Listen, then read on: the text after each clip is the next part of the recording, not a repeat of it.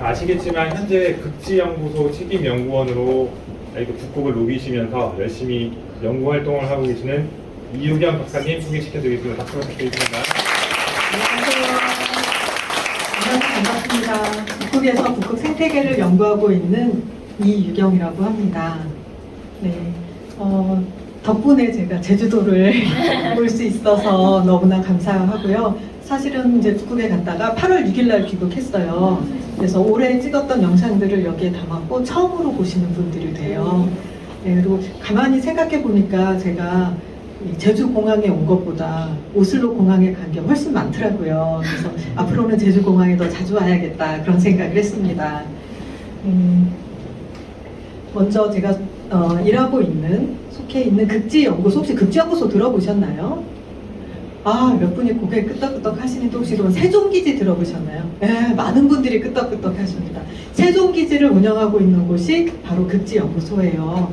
정부에서 많은 지원을 받아서 항상 감사한 마음으로 연구하고 있고, 이런 지원이 다 우리 엄마 아빠들이 내시는 세금이에요. 그래서 이렇게 세금이 잘 쓰이고 있다는 것도 좀 소개해드리고 싶어서 제가 이렇게 강연에 선뜻 응했습니다. 여기가 바로 어딜까요? 여기가 바로 세종기지. 네, 세종기지에 아라온호가 가 있어요. 이게 합성이 아니라 진짜로 가 있는 걸 헬리콥터 타고 찍은 사진이에요. 생각보다 아라온호가 되게 크지 않나요? 이게 길이가 110m나 돼요. 여러분 달리기 하면 한 15초 뛰어야 되겠죠? 네, 굉장히 길고, 그리고 여기에는 많은 연구 장비가 들어있어서 바로 현장에서 연구를 할 수가 있어요. 그래서 쇠빙연구선 아라온이라고 하고, 저희가 두 번째 배를 만들고 있어요. 이제 두 번째 배를 만들면서 여러분에게 또 아마 이름 공모를 할 거예요. 이게 아라온도 이름 공모해서 지은 거거든요. 이름 공모에 선발되신 분은 일단 아라온을 탈 수 있는 기회를 드려요. 물론 이제 이게 꼭 그 극지까지 가는 건 아니지만 어쩌면 저희가 사실 그 마음을 먹으면 북극을 가는 그 경로에 타실 수도 있을 것 같아요. 이제 그건 소장님이 어떤 결정을 하시느냐에 따르고, 이름을 공모하신 분이 나는 휴가를 못 낸다 그러면 못하겠지만, 나는 충분히 2주 정도는 비울 수 있다 그러시는 분은 알래스카까지 배 타고 갈 수도 있어요, 사실. 그래서 극지연구소에서 배 이름 공모할 때 또 빨리 이제 지원을 해보는 거예요. 그리고 내년이 극지연구소 설립 20주년이에요. 그리고 장보고기지 10주년. 뭔가 행사가 있을 것 같아요. 물론 지금 대통령님께서 우리의 이제 과학계를 카르텔이라고 하시면서 막 연구비를, 운영비를 막 자르셔서 지금 아직 계획을 세우지는 못했는데, 원래는 저희가 이런 이제 행사를 하면서 일반인들을 초대를 해서 세종기지 30주년 때 모시고 갔었거든요, 일반인들. 저는 이제 당연히 그게 내년에 있을 거라고 생각을 했는데, 이 카르텔 사건 때문에 많이 불투명해지긴 했어요. 하지만 관심을 갖고 계시면 혹시 기회가 올 수 있습니다. 그리고 특히 여기 중학생, 초등학생들을 위해서 제가 아주 중요한 특별한 정보를 가져왔거든요. 잠시 후에 소개해 드릴게요. 우선 세종기지 먼저 봅시다. 세종기지가 이렇게 있는데, 이런 세종기지에서 살려면 뭐가 꼭 필요할까? 제가 여러분들 이렇게 대답을 잘 하시는 분들을 위해서 간단한 기념품도 가지고 왔어요. 네, 그래서 뭐가 필요할까? 식량. 그렇죠. 식량이 필요해요. 누가 식량이라고 했어요? 어머니. 맞습니다. 식량이 필요합니다. 네. 네. 그리고 또 뭐가 필요할까요? 네? 한번 손을 들고 한번 말씀 좀 해주실래요? 또, 네네. 체력. 아, 체력 맞습니다. 그렇지만 이제 약간 좀 더 현실적인 걸로 우리, 네. 난로. 맞아요. 그러니까 이게 뭐가 필요하냐면, 우리가 난방을 잘해야 돼. 에너지가 필요해요. 자, 그럼 이제 식량과 함께 물이 가장 필요하겠죠. 식량은 이제 저희가 싸가지고 가서 냉동실에 보관을 해요. 근데 물은 워낙 많이 쓰기 때문에 세수도 해야 되고 막 하잖아요. 물을 어떻게 할 것인가. 자, 여러분이라면 남극에 물을 어떻게 하시겠습니까? 어떻게? 친구. 얼음 부숴가지고 물로 마시. 아, 맞아요. 좋은 아이디어입니다. 네, 맞습니다. 보면은 주변에 다 뭐가 있죠? 눈이 있잖아요, 눈. 네, 눈이 있잖아요. 그리고 여기에 보면은 호수를 하나 만들어놔요. 호수가 이제, 그래서 사실 이게 겨울, 이제 아직 눈이 녹지 않은 상태인데 여름에 되면 이게 다 녹아요. 이제 여기가 눈이 안 보여요. 여기가 여기 이제 우리가 세종구라고 만든 인공호수가 있어요. 바닥에 약간 고무판 같은 그런 판을 잘 깔아서 물이 밑으로 빠져나가지 않도록 해서 물을 모아요. 눈 녹은 물이 다 여기로 흘러 들어오면 모아서 이걸 깨끗이 정수를 해서 저희가 사용을 해요. 근데 겨울이 문제. 다 얼어버려요, 호수가. 그러면 어떻게 할 것인가? 그럴 때는 바로 여기 앞에 바다가 있죠. 바닷물을 담수화해서 사용을 합니다. 그래서 이제 물은 일단 해결이 됐어요. 그 다음에 아까 우리 친구가 난로 얘기했잖아요. 난로. 일단 우리가 따뜻한 물도 써야 되고 또 중요하게 전기를 써야 되잖아요. 전기 없으면 안 되죠. 어떤 친구는 얘기를 했더니 휴대폰이요라고 하는 친구가 있는데 인터넷도 굉장히 큰 문제 이슈이긴 한데 다행히 저기 KT에서 기지국을 하나 설치해 주셔서 느리긴 하지만 인터넷을 쓸 수가 있어요. 네, 그래서 이제 요즘은 다 가족과 함께 이렇게 카카오톡으로 다 이렇게 영상도 하고 다 합니다. 자, 그러면 전기는 어떻게 할 것인가? 전기는 여기 보면 뭔가 이렇게 이렇게 기름통 같은 거 보이지 않아요? 여기가 바로 석유를 저장해 놓는 통이에요. 유리통이에요, 유리통. 큰 통에다가 1년치, 2년치, 총 2년치의 석유를 저희가 저장을 해요. 왜냐면 혹시라도 지금 이제 아라온이 석유를 갖다가 주거든요. 근데 혹시 아라온이 못 들어갈 수도 있고, 네. 그런 걸 대비해서 2년치를 저장을 해놓고 저희가 발전소에서 전기를 발전소에서 만들어서 사용을 합니다. 근데 물이나 전기를 가장 아끼려고 노력을 많이 하고 쓰레기 같은 경우는 분리수거를 다 해서 사실 거기서 태울 수 있는 건 다 태워요. 가지고 와야 되는 건 압착해가지고 배에 싣고 나와요. 그래서 이 아라온이 2년에 한 번씩 여기를 들어가면서 굉장히 중요한 일들을 하고 있고 특히 연구했던 시료를 아라온이 꽁꽁 얼려서 냉동실에 잘 보관해서 한국까지 가지고 옵니다. 이거는 이제 저의 관심사를 보여드리는 건데 제가 이제 이 책 말고도 북극 식물에 관한 책들을 좀 썼어요. 그 중에는 영어로 쓴 책도 있어서 이태리 과학자가 어느 날 메일을 보내왔더라고요. 내가 딱 찾던 책이었다 막 이러면서 고맙다 이런 메일을 보내기도 하셨고 또 저의 관심사가 우주에도 있어요. 과연 지구 밖에 생명체가 살고 있을 것인가? 너무 궁금하지 않아요? 네, 이런 걸 궁금해하고 있어요. 여기 보니까 여러분들이 그 질문을 주셨는데 제가 우선 처음 시작할 때쯤 대답을 할 수 있는 게 하나 있더라고요. 남극에도 남극곰이 있나요? 굉장히 좋은 질문인데 아쉽게도 남극에는 곰은 없어요. 네, 그렇지만 이제 남극에 우리 펭귄이 있죠. 하지만 또 북극에는 펭귄이 없네요. 네, 북극에는 북극곰이 있고 이제 먼저 대답을 해드렸고요. 극지가 여러분들 궁금하실 것 같아서 제가 준비를 했습니다. 우리나라에서 남쪽으로 쭉 내려가다 보면은 호주가 나오고요. 호주를 지나서 남극이 있어요. 남극 대륙이 이렇게 생겼어요. 네. 옛날에는 여기 남미하고 남극 대륙이 붙어 있었어요. 네. 그리고 북쪽으로 올라가면 이제 그린란드가 보이죠. 그리고 그린란드 옆에 여기 스발바르 제도라는 여러 개의 섬이 있는데 여기에 우리나라 다산과학 기지가 있고요. 북극해 바다가 있어요. 근데 여기 보니까 약간 흐린색이 있죠. 이 흐린색은 굉장히 얕은 바다예요. 혹시 해면에서 한 200m 정도의 얕은 바다를 뭐라고 부르는지 아시나요? 아마도 배웠을 거예요. 지리를 배운 사람들. 네, 대륙붕. 맞습니다. 대륙붕에서 나오는 자원은 누구 거? 대륙붕에 연결된 나라 거. 자, 그러면 여기 엄청 넓은 대륙붕이 있잖아요. 러시아요. 러시아가 어떻게 하고 있겠어요? 네, 여기서 천연가스를 이렇게 채취해요. 그 다음에 여기가 북해예요. 여기 노르웨이 위쪽에 북해에서는 노르웨이가 석유를 채취해요.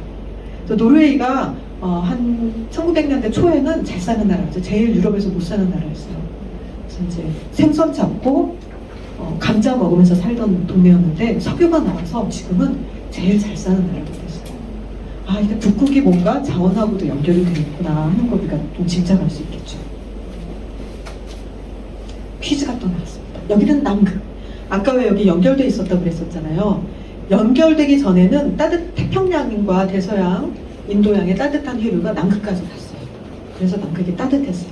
화석을 보면 식물도 자라고 동물도 있고 다 있어요. 그런데 이게 딱 분리되면서부터 차가운 해류가 남극대륙을 빙빙빙빙 돌기 시작한 거예요. 그러면서 따뜻한 물이 오지 못하게 막았어요.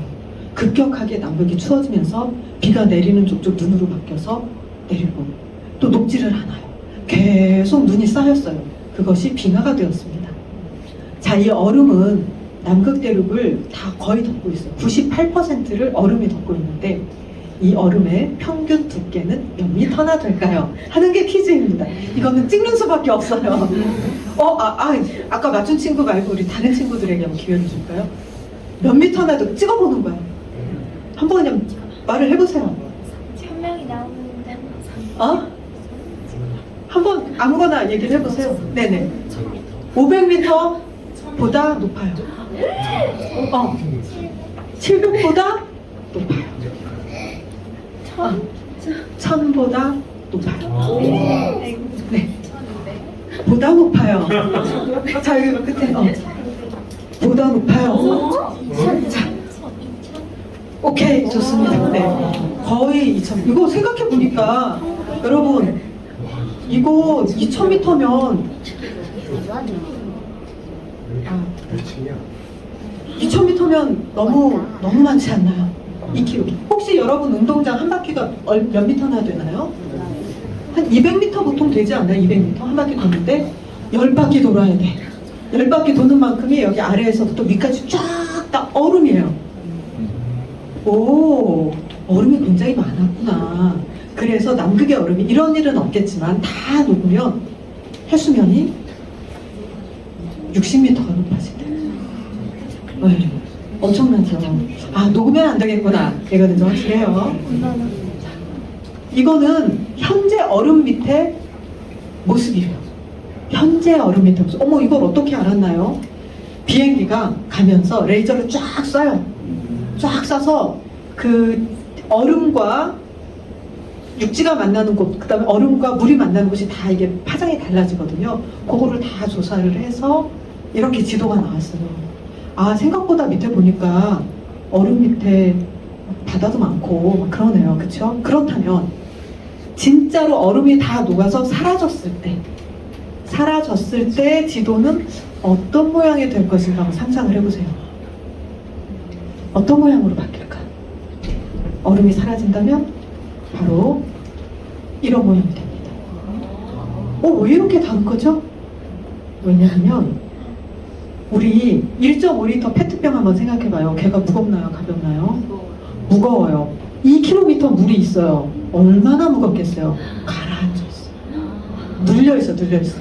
그래서 실제로 알래스카에서 얼음이 녹으면서 약간 땅이 이렇게 올라오는 거예요. 그래서 예전에는 여기까지가 땅이었는데 그 다음에 얼음이 녹으면서 저기까지로 바뀌어 있는 거야. 경계면이 막 바뀌고 그래요. 그런 일들이 생기고 있어요. 그리고 바다도 얼었다는 것 같다 해요. 보면은 여름에는 이제 분홍색이 얼음이거든요. 여름에는 거의 다 녹았다가 겨울에는 막 이렇게 얼어요. 근데 이게 다이내믹하죠. 얼음이 얼 때 물속에 살던 생물도 같이 얼어. 어머나, 그럼 걔네들은 어떡하니? 다 죽었다. 너무 불쌍하잖아요. 그렇지 않아요. 자, 여기 보면은 얼음들 사이에 녹색 줄 같은 거 보이시죠? 여기가 미세조류, 광합성하는 미생물들이 여기서 살고 있어요. 그리고 얼음 사이, 그다음 얼음 밑에, 얼음 바닥 밑에도 이렇게 뭔가 생물들이 막 붙어서 살고 있어요. 그리고 얼음도 완전히 완벽하게 완전 얼음이 아니에요. 우리가 그 정수기에서 나오는 투명한 그런 얼음이 아니라 얼음 사이사이에 통로가 있어요. 미세한 통로가 있어요. 그런 곳에 생물이 살아요. 자, 이제 요거는 요광류라고 하는, 또 새우 비슷하게 생겼죠. 요광류라고 하는 그런 아주 작은, 요게 1mm가 요 정도니까 얘네 2, 3mm 정도 될 것 같아요. 아주 작은 아이들이 얼음 통로 옆에서 살고 있어요. 자, 그런데 그것까지는 알겠지만 너무 춥잖아요. 세포가 이 동물들도 물이 꽁꽁 얼면 동물들도 꽁꽁 얼 텐데 이거는 어떻게 살아가는 걸까? 정말 신기하잖아요. 심지어 물고기들도 여기서 살아가요. 이런 통로에서. 얘네가 어떻게 세포가 꽁꽁 얼지 않고 어떻게 살아가는 걸까? 신기하잖아요. 비밀이 있습니다. 보면 안티프리징 프로테인이라고 해서 얼음이 생기는 걸 막아주는 단백질이 있어요. 원래 얼음 결정은 이렇게 처음에 그러니까 씨눈 같은 뭔가 씨앗 같은 게 필요해요. 조그만한 알갱이가 있어야 돼요. 요 알갱이에 동그라미 주황색이 물 분자예요. 물 분자가 와서 달라붙으면서 얼음이 점점 커지고 결정이 만들어지거든요. 근데 이 얼음 결정, 이 동그라미 작은 게 안티프리즘 프로테인이 미안해요. 물 분자가 와서 붙지 못하도록 얼음 결정이 물 분자를 둘러싸요. 커지질 않아요. 가만히 보니까 어떻게 생겼냐면 단백질이 이렇게 동글동글하게만 생겼어요. 나선형으로. 근데 한쪽 면이 다 친수성이에요. 물하고 너무 친한 아미노산이에요. 그래서 물하고 착착착착 붙는 거예요. 그래서 얼음이 막 생기는 걸 막아주는 단백질이 있구나. 그래서 얘네들이 살 수 있구나. 굉장히 신기하죠. 이제 이런 단백질을 또 사람들은 이용하려고 해요. 어디다 이용하겠어요? 어떤 친구는 아이스크림이요 그러더라고요. 저도 동의합니다. 아이스크림 가끔 얼었다 녹은 아이스크림 살 때 있어요. 그럼 굉장히 맛이 이상하죠. 네. 그러기도 하고 최근에 이제 이용하려고 하고 있는 분야가 지금도 이게 판매는 되게 엄청 비싸요. 금보다 더 비싸요. 사실 질량 대비하면은. 근데 점점 많이 생산하게 되면은 얘네들을 우리가 활용할 수 있는데 줄기세포, 난자나 정자를 냉동시키잖아요. 그럴 때 얼었다가 지금은 이제 글리세롤이라는 화학물질 속에 얘네들을 얼리고 녹이고 하는데 그게 아무래도 화학물질이다 보니까 세포가 100% 다 살아나지는 않아요. 그런데 이런 단백질을 활용하면 훨씬 좋겠죠.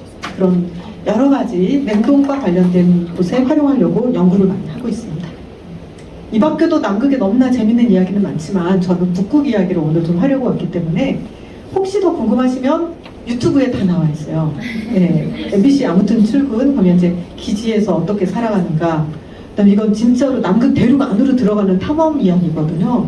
이제 어떻게 어떤 탐험을 하는가 이런 것들을 보실 수가 있어요. KBS 이런 데서 볼 수가 있어요.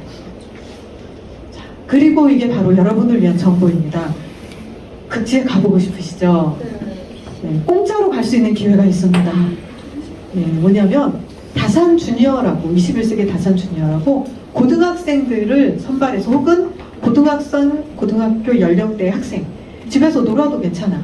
네, 괜찮아요. 네, 그런 학생들을 저희가 선발을 해서 다산 기지에 이번에도 7월 31일부터 8월 4일까지 기지에 있었고 기지에서 다양한 활동을 했어요. 이게 바로 올해 바로 이제 얼마 전에 갔던 친구들이에요. 보니까 풍선을 지금 날리고 있죠. 이 풍선은 왜 날리는 걸까요? 이걸 독일 기지에서 매일 하고 있어. 매일매일 눈이 오나 비가 오나 30년 동안. 살아있다 갈리네. 네, 사실 여기 밑에 보면 뭔가 약간 하얀 게 보이죠?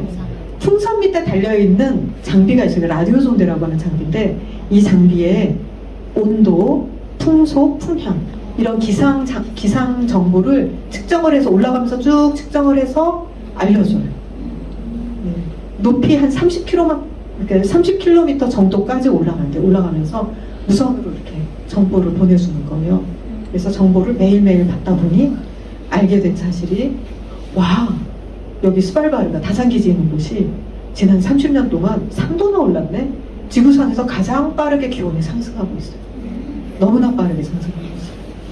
네, 그리고 여기가 이제 빙하 앞에 가고 여기가 이제 빙하거든요. 얼음이 그냥 얼음만 있는 게 아니라 막 돌도 섞여 있고 흙도 섞여 있고 막 그래요. 사실은 많이 녹고 있다는 걸 저희가 알 수가 있고요. 식물 채집해가지고 식물 표본도 만들고 이 표본은 극지연구소에서 보관을 하고 있어요.